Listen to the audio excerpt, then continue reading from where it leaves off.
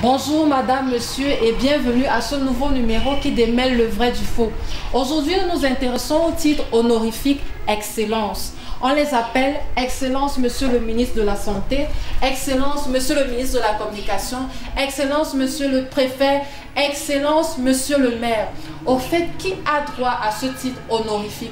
Pour en savoir un peu plus, l'équipe de Stop Blablacar va à la rencontre d'un diplomate internationaliste.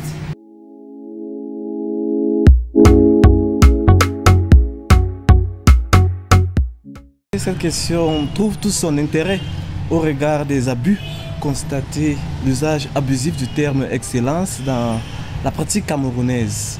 Il faut rappeler que le terme excellence apparaît en 1160 à Rome, excellencia qui signifie la distinction la plus élevée accordée à une personnalité.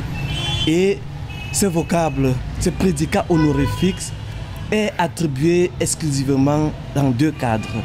Le premier cadre, c'est la diplomatie et le second, c'est dans le domaine ecclésiastique. Dans le cadre de la diplomatie, c'est le président de la République, le ministre des Relations extérieures et les ambassadeurs. Toujours dans le cadre de la diplomatie, les hauts gradés du corps des fonctionnaires de la diplomatie, qu'on appelle les ministres plénipotentiaires, du latin plenus potentia, c'est-à-dire plein de pouvoir, ont également droit à ce titre-là. Ils sont des ministres. À tout moment qu'on peut nommer des ambassadeurs.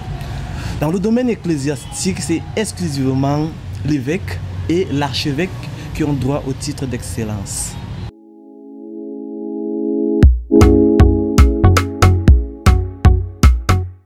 Vous allez voir, certains pays comme la France, le titre excellence n'existe pas dans le protocole diplomatique.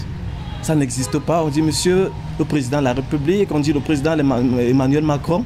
Vous ne verrez pas, même les fichiers du chef de l'État, mais son excellence. Non, mais monsieur Emmanuel Macron, président de la République, c'est simple.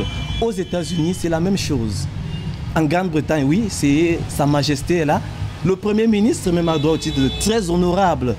Au Canada, il en est de même. Seul le gouverneur général qui représente la reine d'Angleterre a droit au titre d'excellence. C'est vrai, je vous disais, certains gouverneurs aux États-Unis, en Virginie, Caroline et autres, anciennes colonies britanniques, utilisent également le titre Excellency.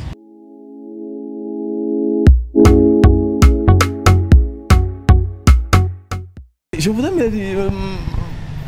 me focaliser essentiellement sur ce que dit le texte. On dit le président de la République, on dit le ministre des Relations extérieures. Alors, on ne dit pas l'ancien ministre des Relations extérieures, mais là aussi, il faut distinguer une chose. Le ministre des Relations extérieures, comme l'actuel, peut être un diplomate de carrière. Il est ministre plénipotentiaire, ça veut dire qu'il ne cessera jamais d'être ministre potentiaire. Il garde, il conserve son titre, mais après la retraite. Par contre, un ministre des Relations extérieures peut être un diplomate de fonction, qui peut même être appelé à exercer dans un autre département ministériel. Vous imaginez donc si on se retrouve dans une cérémonie où on a peut-être 6 anciens ministres des Relations extérieures, on ne sait donc pas, c'est au ministre en exercice qu'il faut attribuer le titre d'excellence.